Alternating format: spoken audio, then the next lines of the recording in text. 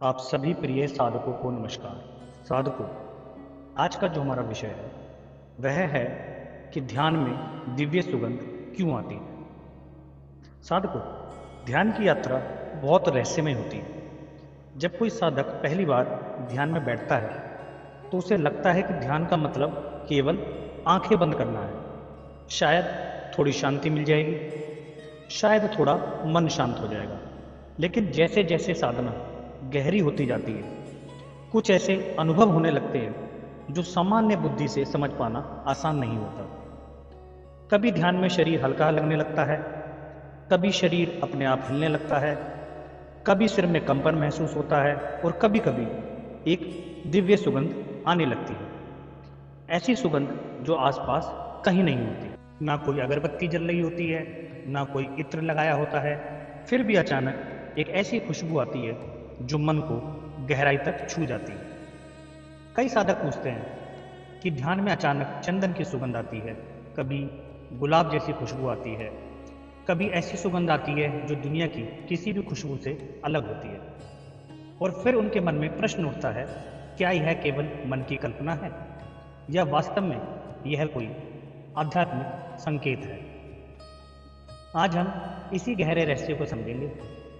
तो इस सुगंध का पहला रहस्य होता है चेतना की सूक्ष्मता। साधकों, सबसे पहले हमें एक मूल बात समझनी होगी। जब तक मन स्थूल स्तर पर होता है तब तक हमारी अनुभूति भी स्थूल सी होती है। हम केवल वही अनुभव करते हैं जो इंद्रियों के माध्यम से आता है। लेकिन ध्यान धीरे धीरे मन को स्थूल से सूक्ष्म की ओर लेकर जाता है, और जब मन सूक्ष्म होता है तो वह उन तरंगों को भी महसूस करने लगता है जो सामान्य व्यक्ति महसूस नहीं कर पाता। यही कारण है कि ध्यान में कई बार प्रकाश दिखाई देता है, ध्वनियां सुनाई देती हैं और कभी कभी दिव्य सुगंध भी आती है। यह केवल सुगंध नहीं होती, यह सूक्ष्म ऊर्जा की अनुभूति होती है। अब आता है दूसरा रहस्य दिव्य सुगंध का, सूक्ष्म लोकों की तरंगे। साधकों, सनातन परंपरा में कहा गया है कि यह सृष्टि केवल वही नहीं है जो हम आंखों से देखते हैं। इसके कई स्तर हैं, स्थूल लोक, दूसरा सूक्ष्म लोक और तीसरा कारण लोक। ध्यान के माध्यम से जब साधक की चेतना सूक्ष्म होने लगती है तो वह कभी कभी उन सूक्ष्म तरंगों को भी महसूस करने लगता है जो सामान्यतः हमारी पकड़ में नहीं आती। इन सूक्ष्म तरंगों का एक रूप दिव्य सुगंध के रूप में भी प्रकट हो सकता है। यही कारण है कि कई महान संतों के आसपास हमेशा एक विशेष सुगंध का अनुभव होता था। कहा जाता है कि जब चेतना पवित्र होती है तो उसमें एक प्रकार की दिव्य तरंग निकलती है, और वह तरंग कभी कभी सुगंध के रूप में अनुभव होती है। अब आता है इसका तीसरा रहस्य, चक्रों का सक्रिय होना। अब हम साधना के एक और गहरे पहलू को समझते हैं। हमारे शरीर में केवल यह भौतिक शरीर नहीं, इसके भीतर एक ऊर्जा शरीर भी है, और इस ऊर्जा शरीर में कई ऊर्जा केंद्र होते हैं जिन्हें हम चक्र कहते हैं। जब साधक नियमित ध्यान करता है तो धीरे धीरे इन चक्रों की ऊर्जा सक्रिय होने लगती है, और जब ऊर्जा ऊपर की ओर उठती है तो चेतना की अनुभूति बदलने लगती है। कुछ साधकों को प्रकाश दिखाई देता है, कुछ को नाद सुनाई देता है और कुछ को दिव्य सुगंध आती है। विशेष रूप से जब अनाहत चक्र और आज्ञा चक्र सक्रिय होने लगते हैं तो सुगंध के अनुभव होने की संभावना बढ़ जाती है, क्योंकि इन चक्रों का संबंध सूक्ष्म अनुभूतियों से होता है। अब आता है इसका चौथा रहस्य, संतों की उपस्थिति। साधकों, कभी कभी दिव्य सुगंध का अनुभव एक कारण से भी हो सकता है। सनातन परंपरा में यह माना गया है कि जब किसी स्थान पर गहरी साधना होती है तो वहाँ सूक्ष्म स्तर पर महान संतों और दिव्य शक्तियों की उपस्थिति भी हो सकती है, और उनकी उपस्थिति का एक संकेत दिव्य सुगंध भी हो सकता है। कई संतों के जीवन में ऐसे प्रसंग मिलते हैं जहाँ अचानक किसी स्थान पर अद्भुत सुगंध फैल जाती थी, लेकिन वहाँ कोई भौतिक कारण नहीं होता था। यह सूक्ष्म उपस्थिति का संकेत माना जाता है।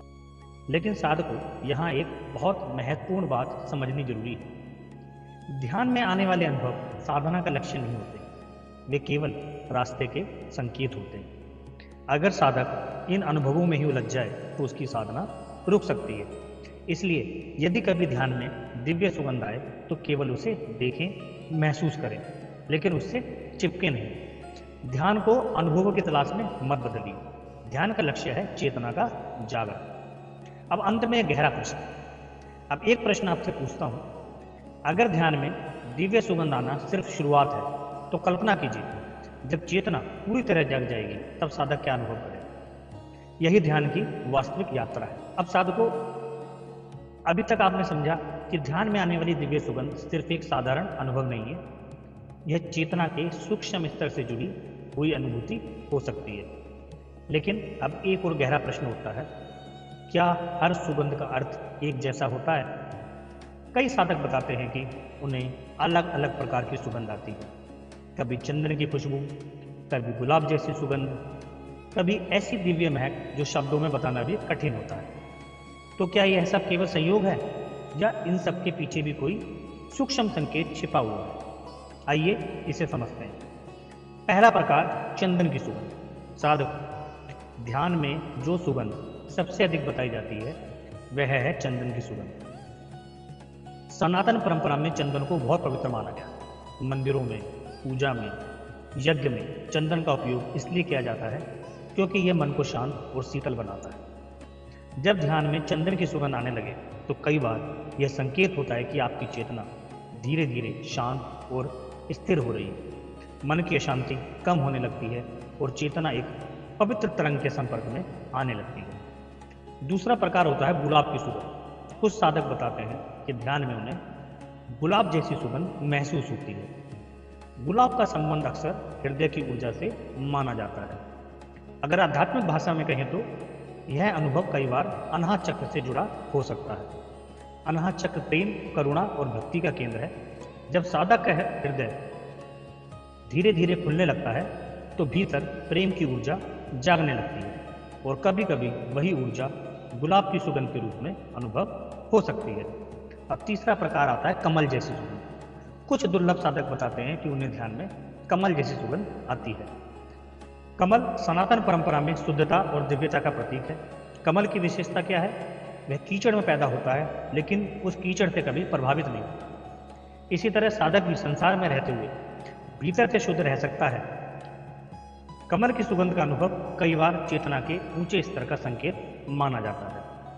अब आता है चौथा प्रकार, अनजानी दिव्य सुगंध। अब एक और रहस्यमय अनुभव होता है। कभी कभी साधक को ऐसी सुगंध आती है जो उसने जीवन में कभी महसूस नहीं की होती। न वह फूलों की खुशबू होती है, न किसी इत्र की, लेकिन वह इतनी दिव्य होती है कि साधक का मन गहराई से शांत हो जाता है। यह अनुभव अक्सर तब होता है जब चेतना कुछ समय के लिए बहुत सूक्ष्म स्तर पर पहुंच जाती है। ऐसे अनुभव बहुत दुर्लभ होते हैं। अब आता है पांचवा प्रकार, अचानक आने वाली सुगंध। साधकों, कभी कभी ऐसा भी होता है कि ध्यान में बैठे हुए अचानक कुछ क्षणों के लिए दिव्य सुगंध आती है और फिर गायब हो जाती है। साधक सोचता है, अभी तो खुशबू आ रही थी, अब अचानक कहाँ चली गई? ऐसा इसलिए होता है क्योंकि सूक्ष्म अनुभूतियाँ स्थायी नहीं होती, वे चेतना की स्थिति पर निर्भर करती हैं।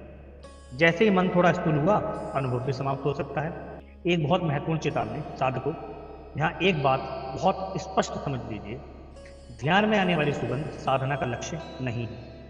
कई साधक एक गलती कर बैठते हैं। कई बार उन्हें दिव्य सुगंध का अनुभव हो जाता है, फिर वे हर दिन उसी अनुभव की प्रतीक्षा करने लगते हैं और जब अनुभव नहीं होता तो वे निराश हो जाते हैं और यही साधना की सबसे बड़ी बाधा बन जाती है। ध्यान अनुभवों के पीछे भागने का मार्ग नहीं है। ध्यान का मार्ग है साक्षी भाव। जो भी अनुभव आए उसे देखें, महसूस करें और फिर उसे जाने दें। एक गहरी बात, महान संत अक्सर कहते थे, यदि ध्यान में प्रकाश दिखे तो भी उसे जाने दो, यदि दिव्य ध्वनि सुनाई दे तो भी उसे जाने दो, और यदि दिव्य सुगंध आए तो भी उसे पकड़ने की कोशिश मत करो, क्योंकि ध्यान का अंतिम लक्ष्य इन अनुभवों से भी परे है।